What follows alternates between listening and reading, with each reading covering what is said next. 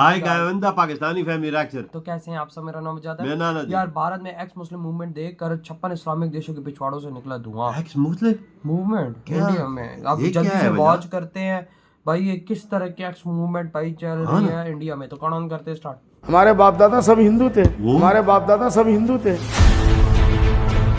दोस्तों एक बार फिर से स्वागत है आपका प्रजापति न्यूज में। आखिर क्यों मुसलमान इस्लाम धर्म को छोड़ रहे हैं, क्यों मुसलमानों को इस्लाम धर्म अब मंजूर नहीं। दोस्तों अगर आप लोगों को थोड़ी बहुत भी दुनियादारी पता है तो आपने एक्स मुस्लिम मूवमेंट के बारे में जरूर सुना होगा। अब कई लोग बोलेंगे भला ये क्या है। तो दोस्तों ये एक ऐसा मूवमेंट है जिसमें पूर्व मुसलमान यानी कि जिन्होंने इस्लाम धर्म छोड़ दिया वो दुनिया भर में परंपरागत इस्लाम से दूरी बनाते हैं। इसी मूवमेंट को एक्स मुस्लिम मूवमेंट कहा जाता है। पर सवाल ये आता है कि हमेशा अपने धर्म पर गर्व करने वाले मुसलमान इस तरह अपना धर्म क्यों त्याग रहे हैं, क्यों मुसलमान इस्लाम धर्म को छोड़ रहे हैं, क्या है इसके पीछे की असली वजह। आज की वीडियो में मैं यानी आपका दोस्त विशाल प्रजापति आपको सब कुछ बताने वाला हूँ। बस मेरे साथ वीडियो में अंत तक बने रहना। लेकिन हाँ, वीडियो शुरू करने से पहले एक छोटी सी रिक्वेस्ट है।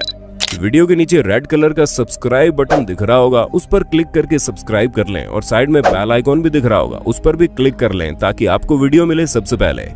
दोस्तों आपको बता दें कि भारत में ऐसे बहुत से लोग हैं जिन्होंने इस्लाम धर्म को मानना छोड़ दिया है, लेकिन कुछ सालों से अमेरिका और यूरोपीय देशों में एक्स मुस्लिम मूवमेंट में कुछ ज्यादा ही जोर पकड़ा जा रहा है, जहां बहुत तेजी से मुसलमान इस्लाम धर्म से दूरी बना रहे हैं।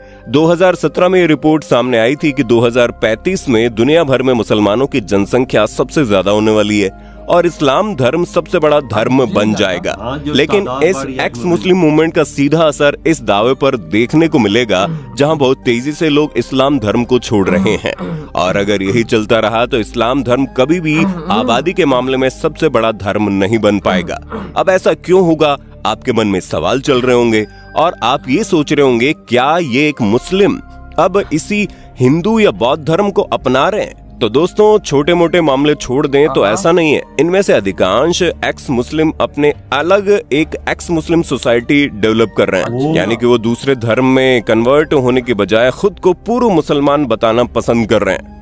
अब सबसे बड़ा सवाल ये खड़ा होता है कि जब इन्हें इस्लाम धर्म पसंद नहीं आ रहा तो ये इस्लाम धर्म छोड़कर कोई दूसरा धर्म क्यों नहीं अपना रहे, क्यों खुद को पूर्व मुसलमान कहते हैं। तो दोस्तों ये जितने भी लोग इस्लाम धर्म को छोड़ रहे हैं इन्हें इस्लाम से नहीं बल्कि इस धर्म के अंदर बनाए गए कुछ उसूलों से, कुछ रोक टोक और बहुत कुछ कट्टर विचारों से परेशानी है। दोस्तों मिसाल के तौर पर अगर हम बात करें तो केरल में रहने वाली साफिया जन्म से ही मुसलमान थी, लेकिन अब उनको इस्लाम में विश्वास नहीं रहा। ये खुद को एक्स मुस्लिम कहती है। इतना ही नहीं, एक्स मुस्लिम ऑफ केरला संगठन की कर्ता धर्ता भी है। साफिया इसलिए सुर्खियों में आई क्योंकि इन्होंने सुप्रीम कोर्ट में एक याचिका दायर की, जिसमें साफिया ने अपने पिता की संपत्ति में भारतीय उत्तराधिकार अधिनियम 1925 के तहत हिस्सा मांगा है। साफिया की मांग है कि उनका उत्तराधिकार मुस्लिम पर्सनल लॉ एप्लीकेशन एक्ट 1937 से न तय हो। साफिया का ये भी कहना है कि उनके पिता भी नॉन प्रैक्टिसिंग मुसलमान है, यानी कि वो भी इस्लाम धर्म को नहीं मानते, इसलिए उनका उत्तराधिकार भारतीय कानून के हिसाब से होना चाहिए।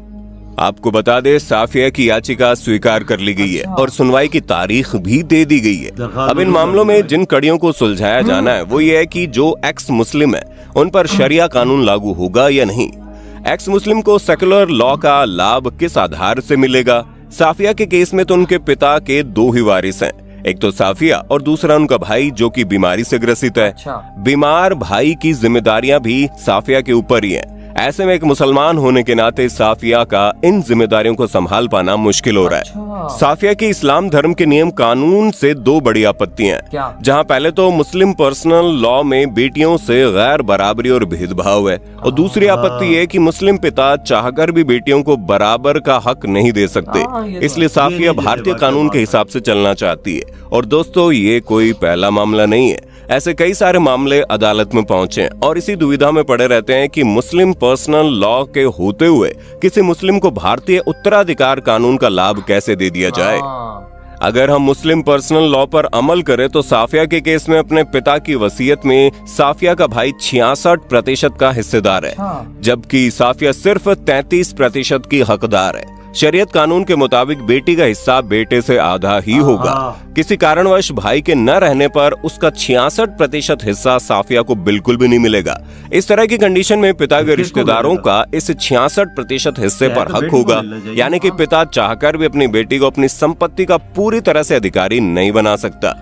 दोस्तों, इस पूरे मामले में साफिया कहती है कि ये भेदभाव मुस्लिम कानून में हर जगह है। जहाँ भी एक पुरुष और एक महिला एक रिश्ते में आते हैं तो महिला को पुरुष का आधा हिस्सा ही मिलता है। माता पिता के रिश्ते में पिता को जितना मिलता है उसका आधा हिस्सा माँ को मिलता है, बेटी को बेटे से आधा हिस्सा मिलता है, पति को जितना हिस्सा मिलता है पत्नी को उससे आधा ही मिलता है। जब हम इस सेकुलर नजरिए से देखते हैं तो ये महिलाओं से सीधा सीधा भेदभाव है। साफिया यहाँ पर न केवल अपने हक की बात कर रही है बल्कि वो ये भी कह रहे हैं कि मुस्लिम पर्सनल लॉ के हिसाब से महिलाओं के साथ जो भेदभाव होता है वो काफी सारी सिचुएशन में उन पर भारी पड़ जाता है। अब जैसे कि साफिया का ही केस ले लो, जो अपने बीमार भाई की देखभाल करती है, उन्हें संभालती है, पिता का भी ख्याल रखती है, लेकिन वो पिता की संपत्ति की हकदार नहीं हो पा रही और ये चीज पूरी तरह से गलत है। और दोस्तों, ये तो केवल एक मुद्दा है। मुसलमानों का इस्लाम धर्म छोड़ने के पीछे और भी कई सारे कारण हैं, लेकिन दिक्कत यह है कि देश में कई सारे ऐसे लोग भी हैं जो इस्लाम धर्म तो छोड़ चुके हैं, लेकिन डर की वजह से इस बात को स्वीकार नहीं कर पा रहे, क्योंकि उन्हें पता है कि अगर वो ये बात खुले तौर पर स्वीकार करेंगे तो कट्टर मुसलमान उनकी जान ले सकते हैं। ये भी देश में बहुत बड़ा मुद्दा बनता चला जा रहा है, जहाँ एक्स मुस्लिम खुद को खुले तौर पर सामने नहीं ला सकते। अगर वो ऐसा करते हैं तो उनकी बिरादरी में कोई भी उन्हें स्वीकार नहीं करेगा। खुद को पूर्व मुसलमान कहने का हक सिर्फ उन्हीं लोगों के पास है जो अच्छी सोसाइटी से आते हैं और पढ़े लिखे मुसलमान हैं। इस तरह के मुसलमान आपको विदेशों में ज्यादा देखने को मिलेंगे, वरना भारत में रहने वाले मुसलमान अगर खुद को खुले तौर पर गैर मुसलमान कहना शुरू कर दें तो अगले ही पल उनके ऊपर खतरा मंडराने लगता है, जहां उनकी बिरादरी के लोग, उनके रिश्तेदार उनकी जान के दुश्मन बन जाते हैं। तो दोस्तों, ये है देश में मुसलमानों की स्थिति, जहाँ पर आप क्या कहना चाहेंगे कमेंट में। इधर वीडियो खत्म भाई साहब। वाकया में यार एक्स मुस्लिम मूवमेंट तो बड़ी तेजी से भाई साहब स्पीड पकड़ी है और भाई साहब एक्स मुस्लिम लोग हो रहे हैं। क्यों? क्योंकि उनको वो हक नहीं मिल रहे। जब उनको हक नहीं मिल रहे तो भाई साहब वो कहते हैं यार फिर क्या फायदा फॉलो करने का। देखो, उसका भाई बीमार, उसको 66% हिस्सा मिल रहा है, इसको 33% मिल रहा है।